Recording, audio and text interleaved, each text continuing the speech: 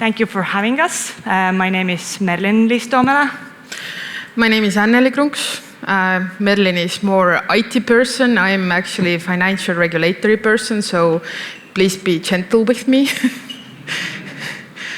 Yes, we are lawyers, and we feel a bit like aliens here among IT people, but we hope that we have some interesting insights about regulatory framework. But let's start.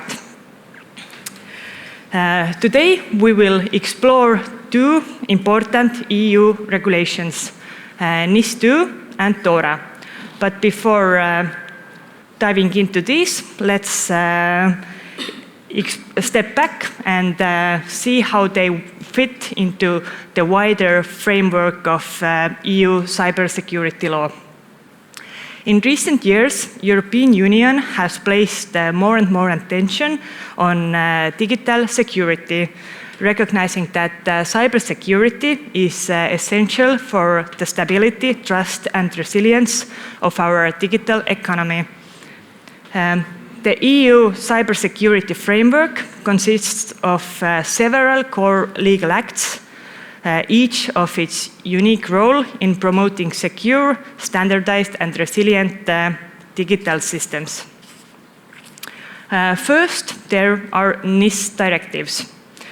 Let's start with NIS1, which is actually no longer in force, but this directive was first cybersecurity directive in EU, and it was groundbreaking for its time because it established a coordinated approach to secure network and information systems across Europe. It mainly focused on sectors like energy, finance, and health. However, as cyber threats have evolved and technology expanded, a new directive became necessary. And this brings us to NIS2, which we will explore in more detail later. On this slide, you can see another key pieces of cybersecurity law. I will not go more detailed with these acts, but they all are important to make sure that our data and systems are secure and safe.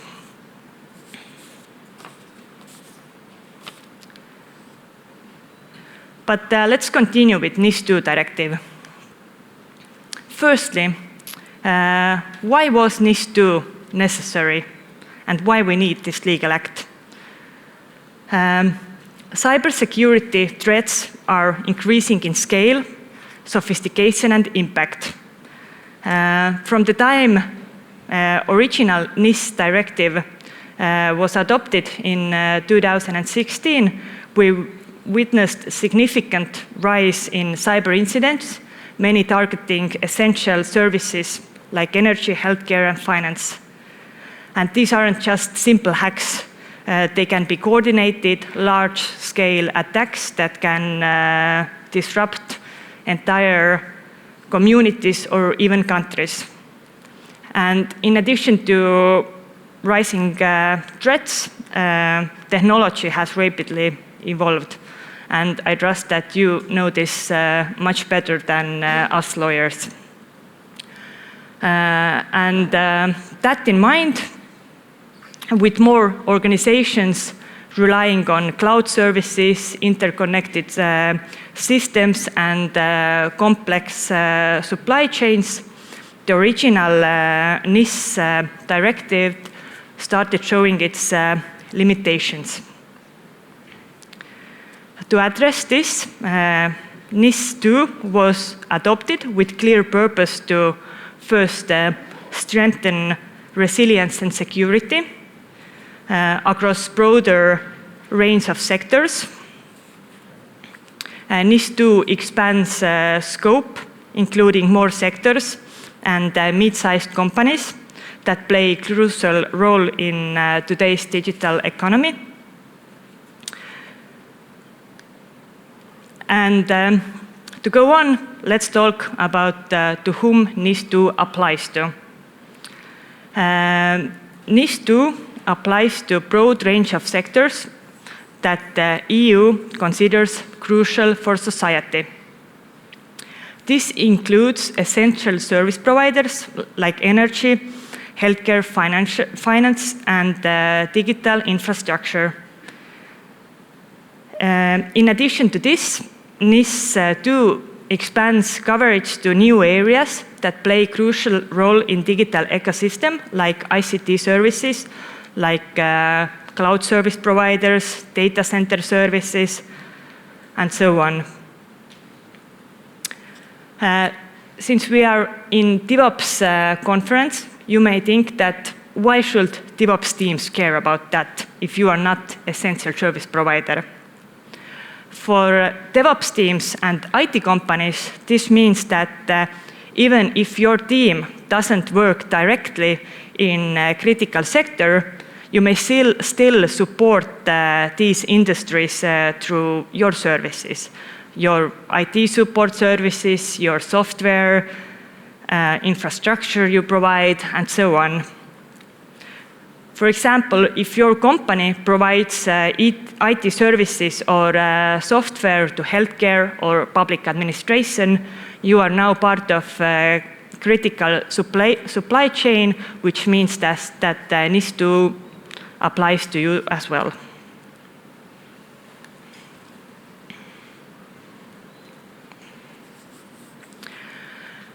To understand how NIS2 builds upon the existing framework, let's look at the current obligations under NIS1 directive, which are implemented to Estonian law under Cybersecurity Act. NIS directives are EU directives, which means that in order to have force on national level, these acts need to be implemented to our national law. In this regard, Estonia has been a bit slow, and NIS2 has not yet been adopted into our local law, although the deadline for that has already passed. But under Cybersecurity Act, essential service operators have an obligation to report significant cyber incidents to supervisory authority. Digital service providers also have specific security and reporting obligations to make sure that their systems stay secure and functional.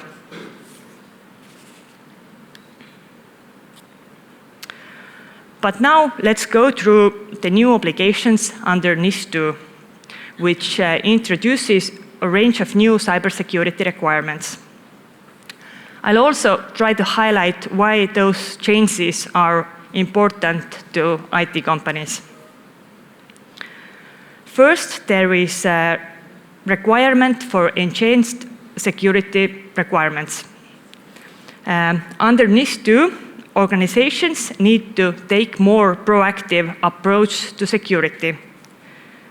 This involves regular risk management assessments to identify vulnerabilities and implement measures to prevent cyber incidents. Organizations must also have clear cybersecurity policies that cover everything from secure software development to access control and data protection. Also, there is a greater focus on employee training to make sure that everyone understands and follows cyber security practices.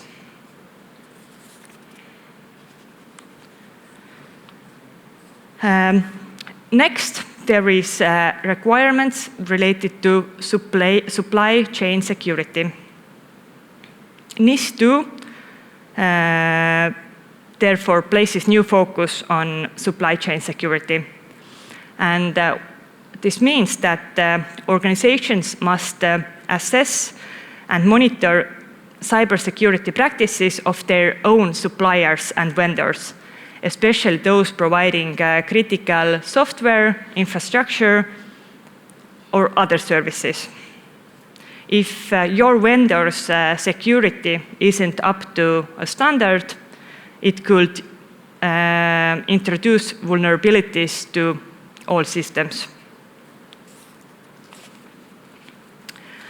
And next, and quite a significant update is new obligation to report cyber incidents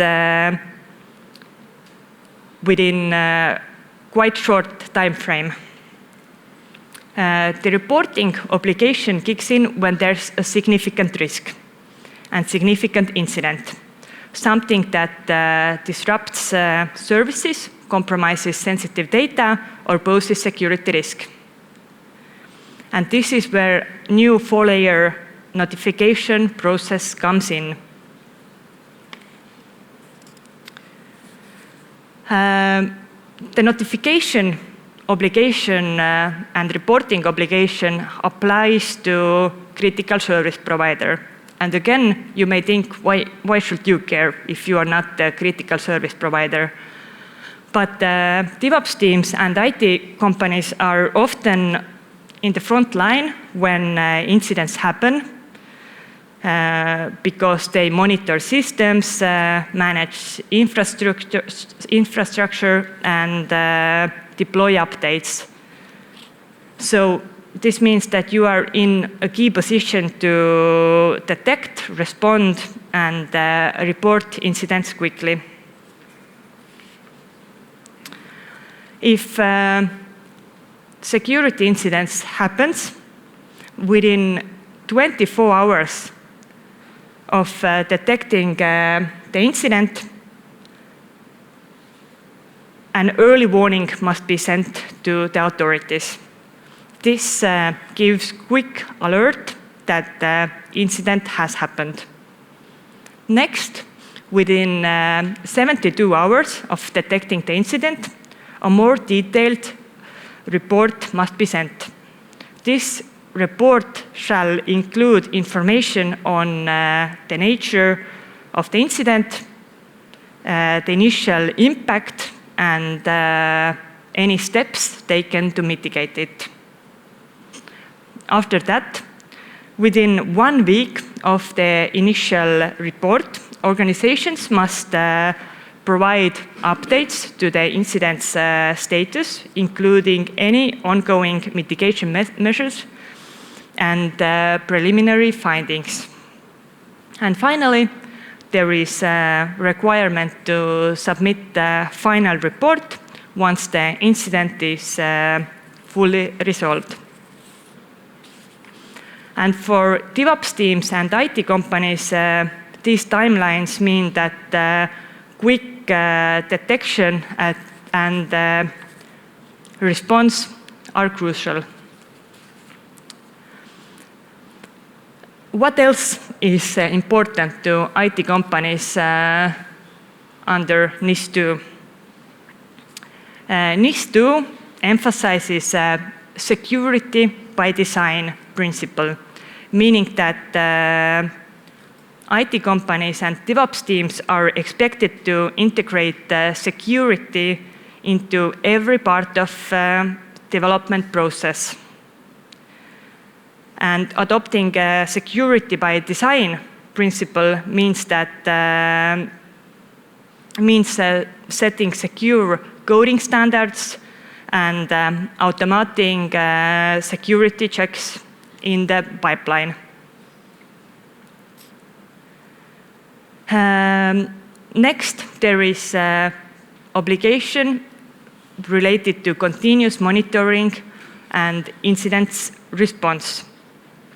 This means that DevOps teams should implement real-time monitoring tools to detect and alert any potential security incidents as early as possible.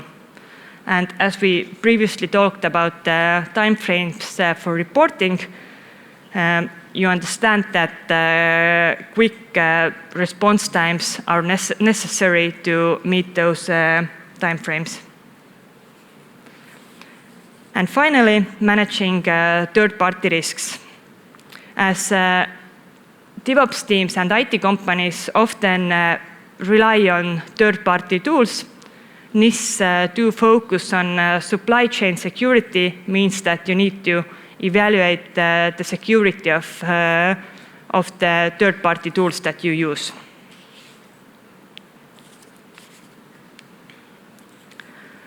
But let's now continue with DORA. What is the difference between DORA and NIS2? These are both EU regulations focused on cybersecurity, but they apply in different contexts. DORA is specific to financial sector, aiming to make banks, investment firms, and other financial institutions resilient to cyber threats. NIS2, on the other hand, applies to a wider range of sectors. The European Commission guidelines specify that sector-specific rules take precedence when they are at least as strict as NIS2. And this means that in the financial sector, DORA generally overrules NIS2 unless NIS2 is stricter. So for your teams, this means that it is important to know which regulation applies, especially if you're working both with finance companies and other critical service provider. And here is also one example how DORA and NIS2 can overlap. Cloud service providers are typically subject to NIS2. However, if a cloud service provider is used by financial company, DORA applies. And the distinction is important because DORA has stricter requirements for financial resilience, for example.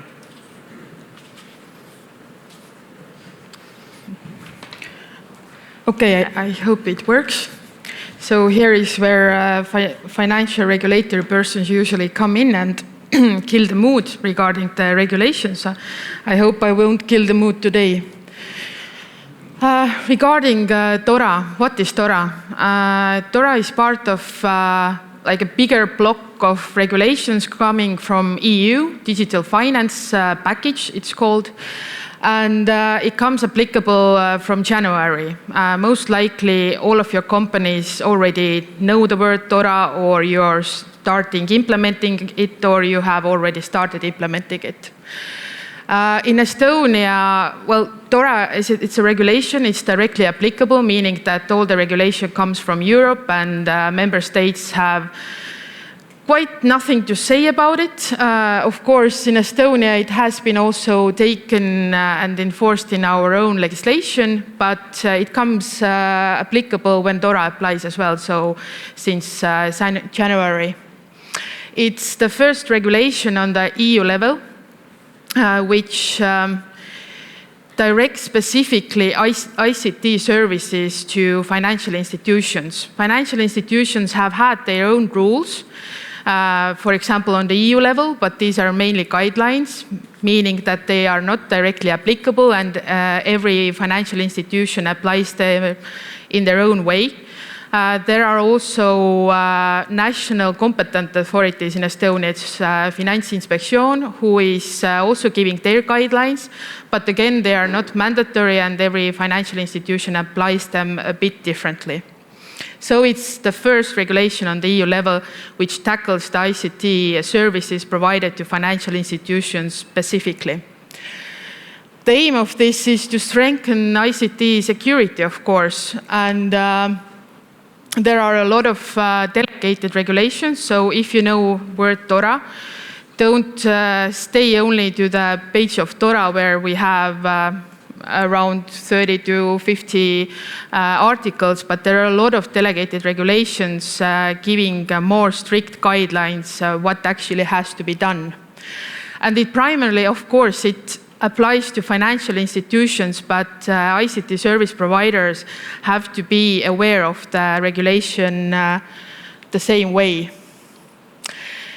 So why we do need DORA?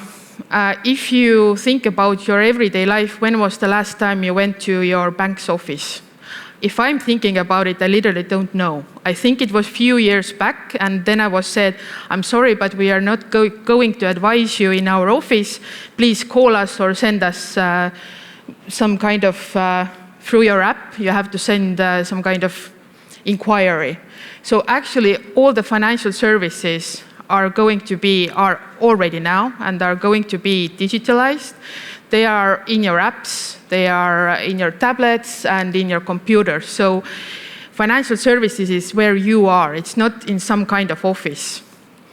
And this means that financial services are becoming more and more dependent on ICT services, whether they are doing ICT in-house or they are outsourcing ICT services.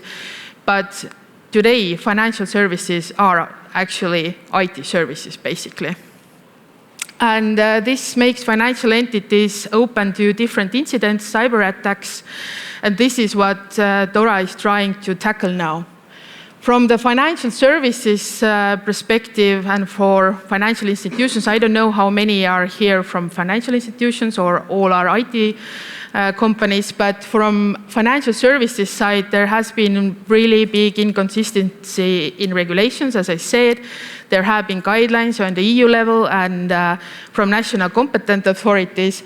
But actually, if you're an ICT service provider, you're for financial institution, then as I said, they're applying the regulation differently, and what is enough for one company might not be enough for another company. And this means for you compliance costs, this means for you becoming compliant with the requirements of each separate financial institution. And of course, for financial services, also there is competitive distortions between member states because rules are different in different member states. And for financial institutions, this is something that they have been looking for a long time, to have a similar understanding of ICT risk management, incident management, testing, and outsourcing all over Europe. Now, if you're a third-party ICT service provider, then there has been increasing outsourcing from outsourcing might be word that you know already, because what until now has been done is outsourcing. So ICT risk management in regard to third parties and ICT companies is actually outsourcing. And yes, there has been a lot of outsourcing because companies, financial institutions cannot do everything themselves. It's easier to outsource the services. And as I said, the outsourcing requirements are not consistent, and for you as well, you have to apply different rules when you're working with different financial institutions. Which services are under DORA? This is Merlin, your part. Under DORA are regulated IT services like cloud server services, data analytics, internet, email, hardware services. So basically, almost all IT services. If these services are used by financial institution, they fall under the regulation of DORA. So this is something to keep in mind. Okay, to whom DORA applies to? Well, there is a list of different financial institutions. Basically, for you, it is important to remember that if you're working, for example, a credit provider, then they are not under the DORA rules. Maybe this is one of the examples of exemptions, but you can take it as it is, that most of the financial institutions go under DORA regulation. And the last one here is the third-party ICT service providers. If you're working in a financial institution, then I truly hope that you have started with implementing DORA, because it applies from January. It is 2.5 months to go. And what I can say is that the bigger financial institutions have been working with it for maybe 2 years already. Smaller ones have started to look into this during this summer or this year, but everybody are actually doing something with DORA. If you're an ICT service provider and your financial institution with whom you're working has not contacted you, then I truly believe that you should contact them yourself. Because if they come on the last day, on 31st of December, with a huge questionnaire, then you have only a week to answer. But regarding the main requirements, we will go through some of them, and I will start with ICT service providers, because I think that these are the most important to you. As I said previously, we have heard word outsourcing, meaning that financial institutions services that they cannot provide themselves, they are outsourcing to third-party service providers. It could be internal audit, it could be marketing, but to a large extent it is ICT services. The general principle is that the financial institution itself stays responsible, that the ICT service is provided in a way that it complies with the regulation, but it also means that they are monitoring all the time the ICT service providers, and this comes from the regulation. There is also pre-contractual assessments. There are certain requirements to the contracts entered with the ICT service provider, which I don't know how it's working. Can you put from there? Okay, it's working. So first thing, if you're in the financial institution, first thing that comes from DORA regarding ICT service providers is that they have to divide and define whether this ICT service supports critical function within financial institution or not. Why is it important? There are a lot of more requirements to these ICT services and to provision of these ICT services that support critical functions. DORA is giving some of the insight what is critical function, but in a lot of terms it leaves to the financial institution to give the more precise requirements. Then it comes to the assessment, whether the ICT service provider needs some kind of authorization due to the ICT service provided. Most likely the answer is no, but in some cases it could also be yes. For you, if you're an ICT service provider, I suggest that you look through your services and assess yourself whether there is any authorization needed. So if the financial institution asks it from you, you have the explanation to hand in or some kind of legal opinion to hand in. No, we are not under authorization. And this makes the process much more easier. Then there is a risk assessment. Again, as I said previously, if the ICT service provider is supporting critical function, then there is a lot of more rules and aspects that are going to be assessed. Here is the list. You can check it later as well. But all in all, financial institution goes through all risks that might apply to a financial institution coming from ICT service provider, starting from operational risk and until reputational, legal risks and stuff like that. So if you get some kind of questionnaire from a financial institution, then most likely they are trying to assess whether the risk coming from the ICT service provider is such and according to their appetite that they can actually take this risk. How to prepare, submit information as soon as possible, because all the assessments take time and financial institution has to make a decision before onboarding and going into the contract. Then they do due diligence, which actually means background check. They will look your organizational structure, they look your resources, how many people you have employed, why is it important. When something happens, they have to be sure and they have to make financial supervisory authority sure that this ICT service provider is able to act in a quick manner so that the financial services won't be paralyzed for a long time. There are, again, some aspects that have to be taken into account for critical functions. And for you, again, be ready to submit the information. And when you have already submitted information for some of the financial institutions, you can use it for the next one as well. So try to be as efficient and less time-consuming as possible. Conflict of interest, it means basically that when the financial institution is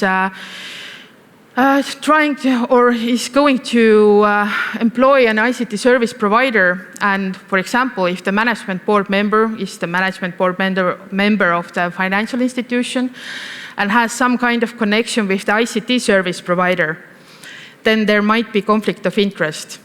What regulation wants to see is that the ICT service provider, when this ICT service provider is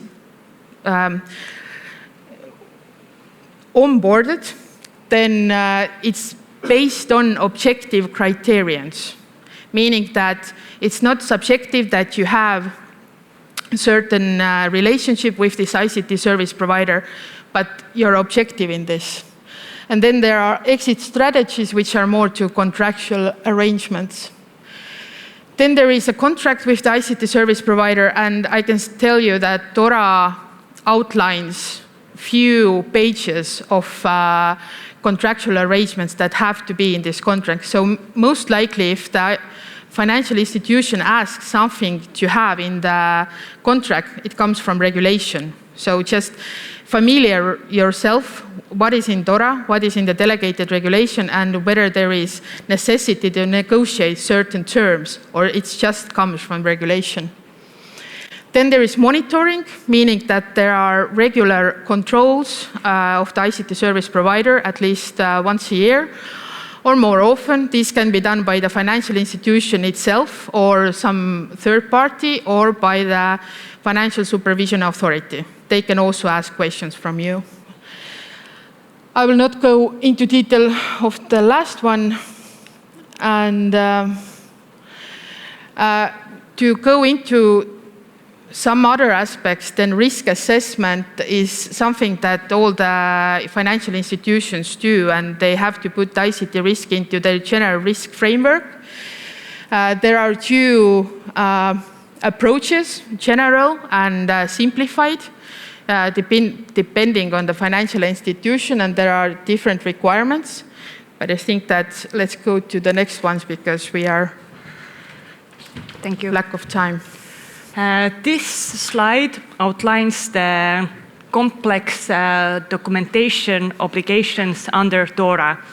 And this slide also shows the complexity of DORA, because you can see that most documentation, or other ways said, boring paperwork related obligations do not come directly from DORA, but from delegated regulations under DORA.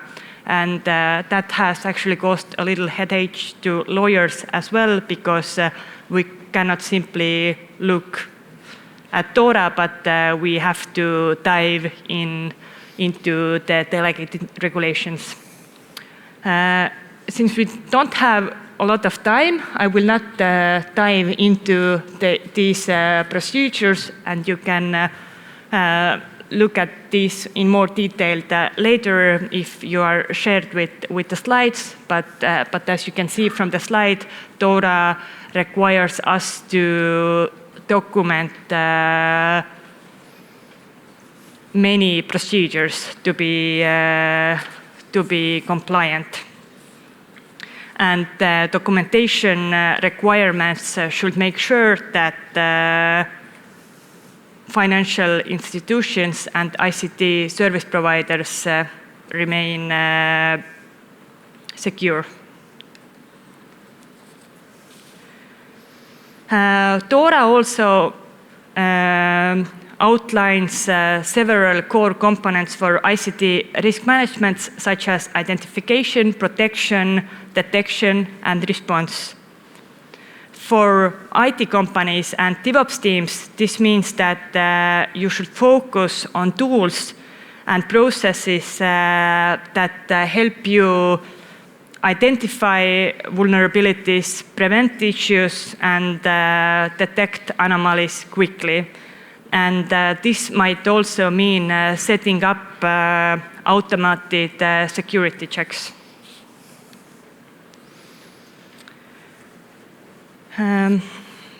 Since we have only a few minutes, then I will not go very detailed about those components, but you can see that DORA requires identification, protection, prevention, and response and recovery.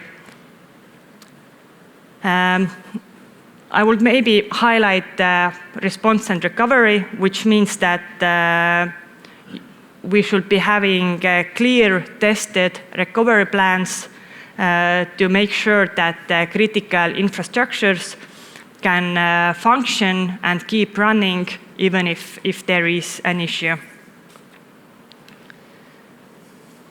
For backup processing, DORA stipulates quite tough rules. For example, one example is that backup processing location must be geographically distant from the primary processing location, but at the same time, it should be immediately accessible to employees. So the question arises that is it even actually possible in real life?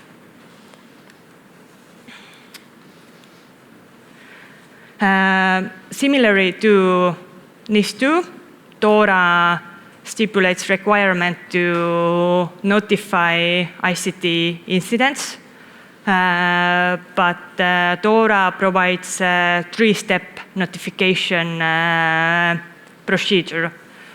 First, there is a requirement to send out initial notification already within 4 hours from classifying the incident. After that, next notification shall be sent within 24 hours, and more specific report within 72 hours.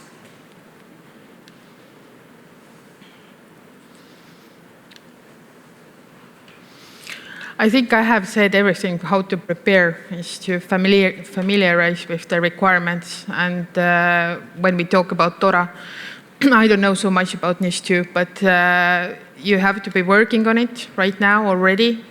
If you're in a financial institution, if you're an ICT service provider, contact your financial institution you're providing your services to. You have more time to prepare then. So this is all from us. We hope that this lawyer talk was not too boring for you, but if you have it always is. It typically is, but if you have more specific questions, we are here during the pause, and please come and speak to us. Thank you. Let's give a round of applause.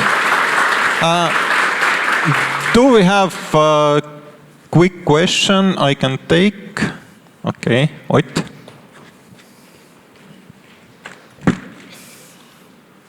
Thank you.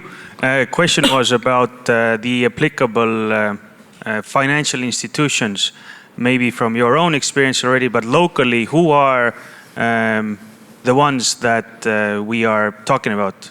That this applies to in terms of the financial ones, not the ICT ones? Basically all, except credit providers. And Yeah, credit providers are one of which is out of scope. But if you're working with a credit institution, payment institution, investment firm, asset manager, then yes, it applies to most of them. So take it as a basis that everybody are under it and only few are out. Okay, I have a question. Yesterday, during the speakers' dinner, we discussed a bit about full-time employees versus contractors. How deep does this DORA go? Like if I am a contractor providing service to IT company, providing service to financial institution, does DORA apply to me? You mean subcontractors? Yes, subcontractors. There are requirements to subcontracting the ICT service.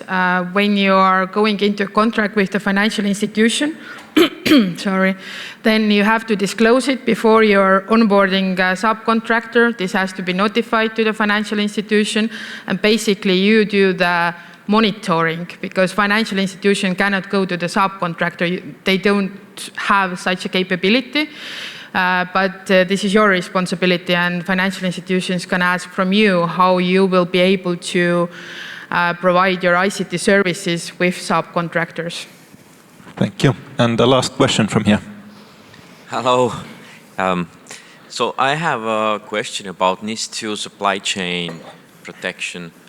And you said that the responsibility to validate the supply chain security is on the person who is using the tool or the organization. So as one, let's say I'm the organization that is using the tools, first of all, how should I do the supply chain validation? Do I just check for ISO 27001 certification, and is that enough, or should I do penetration testing for everything? And how deep does it go? Should I even go as deep as checking for all the code that they're using and the libraries that they're using in their code? So where is the line? Okay. Because it's a lot of work. Yes, it's a very good question. And unfortunately, the answer is not too simple. If you are using a third-party service, you remain responsible.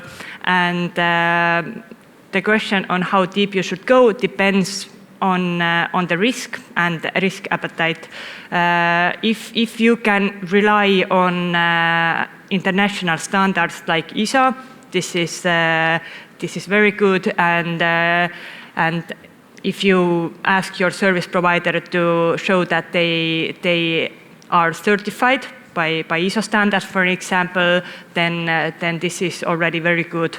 If the risks are higher, penetration testing may also be appropriate, or sending out audit questionnaires that your service provider should answer. But typically, you should not don't have to go that deep that you have to check their code, because they most likely don't want to share code as well, source code. So. They wouldn't agree to penetration testing like out of the blue if I'm using a cloud service. If you're using cloud service, then typically relying on ISO certification is considered sufficient already. Okay, let's give a big thank you and round of applause to Merlin, Liis, and Anneli.